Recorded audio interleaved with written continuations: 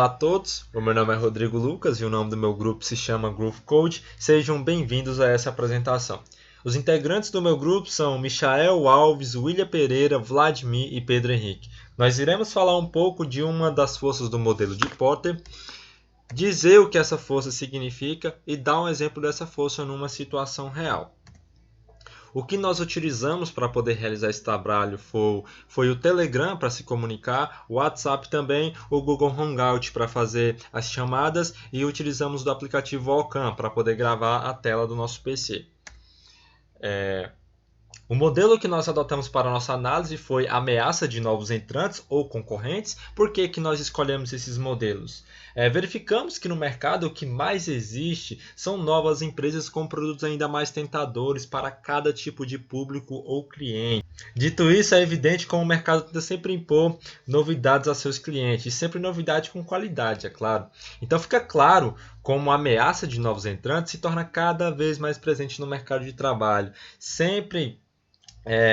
Pois tem sempre uma empresa que tenta se sobressair sobre as outras, seja em número de clientes, ou em número de vendas, ou em maior popularidade, ou até mesmo novas empresas que surgem no mercado e tentam se consolidar e ser mais populares do que as outras empresas que já existem. Empresas analisadas. Nós analisamos duas linguagens de programação, o Java e o JavaScript, desde a sua criação até os dias atuais. Por que nós escolhemos essas empresas? Elas surgiram em uma mesma época, porém o Java ele veio primeiro e ganhou muito mais fama. Isso fez com que o JavaScript desenvolvesse novas formas de entrar no mercado também, se tornando uma grande ameaça para o Java, né? Aqui iremos falar sobre a introdução do Java no mercado. Bom, Java é uma linguagem de programação orientada a objetos desenvolvida na década de 90 por uma equipe de programadores chefiada por James Collins na empresa Sun Microsystem. Bom, meu nome é Michael e eu vou complementar, o que esse pequeno trecho diz com a história do Java e da sua definição e a sua importância para o mercado. Bom, como o próprio texto diz, o Java ele começa em 1991, quando um grupo de empregados da empresa Sun Microsystem iniciaram um projeto para pequenos dispositivos eletrônicos de consumo, chamava de PDA, Personal Digital Assistant. O projeto recebeu o nome de Projeto Green e o James Collins, ele assumiu a sua coordenação.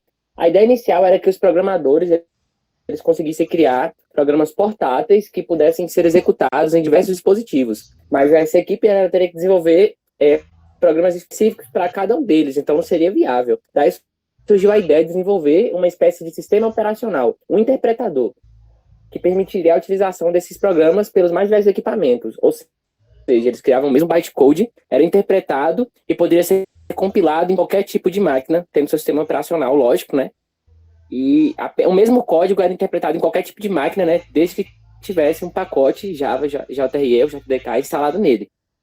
Então, o nome da linguagem desenvolvida nesse projeto Green foi a OAQ, e depois foi mudada para Java, que foi uma homenagem a uma ilha da Indonésia.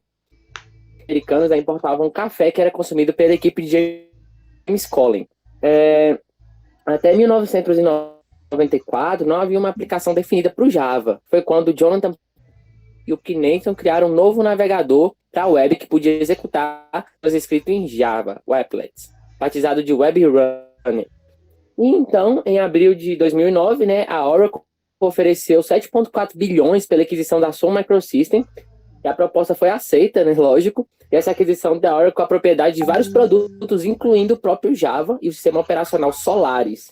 Em comunicado, a Oracle afirmou que o Java foi o software mais importante adquirido ao longo da sua história. As especulações foram feitas acerca do futuro do Java depois de passar a ser propriedade da Oracle, pois é uma empresa multimilionária, no qual ainda investir na linguagem, deixa ela cada vez mais acessível e com novas tecnologias, E essa aquisição ela contribuiu muito para que o Java tivesse um salto qualitativo e tivesse a importância dele de mercado. O JavaScript ele surgiu ali por volta de 1996. JavaScript, muitas vezes abreviado de JS, é uma linguagem de programação que está em conformidade com o JavaScript. A proposta inicial do JavaScript era criar uma linguagem que desse interatividade ao HTML, que fizesse com que o HTML seja mais interativo e mais bonito para o desenvolvedor e para o cliente que estaria tendo contato com a web. Inicialmente o JavaScript JavaScript ele tem o objetivo de somente estar na web, porém a gente consegue ver que o JavaScript ele consegue sair da web e portando até para dispositivos mobiles e servidores. Bom, eu vou pontuar algumas vantagens do Java para o mercado e o Rodrigo ele vai mostrar para a gente como o JavaScript foi uma ameaça para todo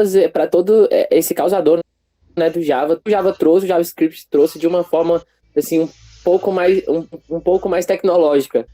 Então eu vou apresentar as vantagens do Java para o mercado e o Rodrigo irá rebater com as vantagens do JavaScript para o mercado e como ele melhorou o que o Java trouxe de melhor. Então, o Java ele é bem consolidado, né? A linguagem trouxe inovações no âmbito do desenvolvimento. Para qualquer plataforma, como eu disse, com o mesmo bytecode, tendo um compilador, você conseguiria rodar em qualquer plataforma. O Java também é orientado ao objeto, mais estruturado. A orientação ao objeto significa organizar o mundo real, com a coleção de objetos, né, que vão incorporar um conjunto de operações, manipular esses dados. Essa linguagem também possui ferramentas para desenvolver várias aplicações, tornando bastante versátil e intuitiva.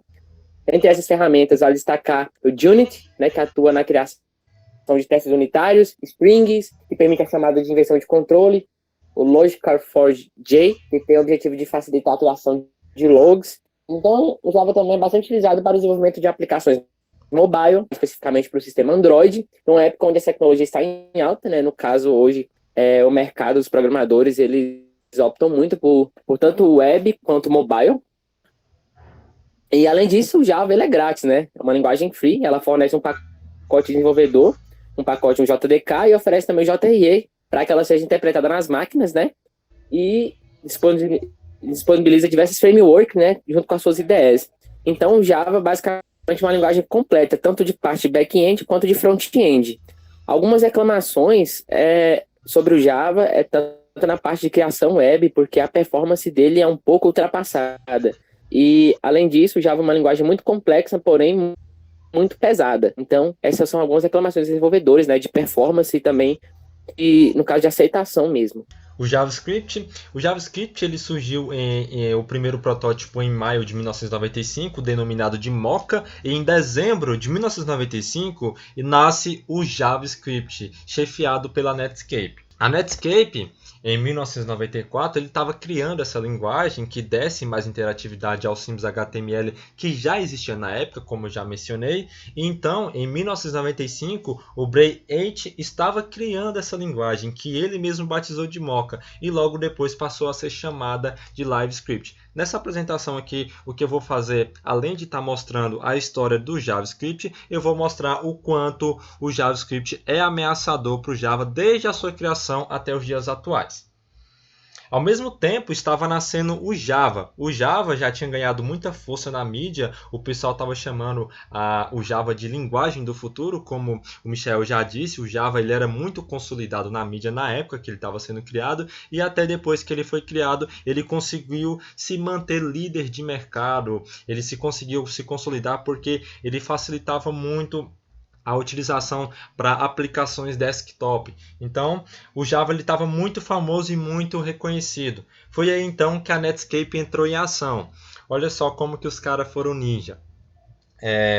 Ela viu uma oportunidade muito grande e fez a seguinte jogada. Ao invés de chamar a linguagem deles de LiveScript, eles batizaram a linguagem de JavaScript, essencialmente porque o Java estava em alta naquela época. E foi exatamente assim que a Netscape utilizou o Java como escada para subir no mercado. Como eu coloquei essa representação bem legal aqui para vocês, o JavaScript utilizou o Java de escada numa grande jogada de marketing para poder se consolidar no mercado. Com isso, o JavaScript ganhou muito sucesso. Porém, ainda não tinha ultrapassado o Java. O Java ele ainda se mantinha em alta, mas em 2008... depois da padronização do JavaScript com o ECMAScript, é lançado um navegador pela Google chamado de Google Chrome, e que ele já continha uma espécie de motor que interpretava código em JavaScript. Esse motor ele se chamava de V8, que ele tinha código aberto. E foi aí que um grupo pegou o V8 e fez a seguinte jogada. Eles criaram o Node.js. O que é o Node.js? O Node.js ele é um interpretador de JavaScript assíncrono com código aberto orientado a objetos e eventos.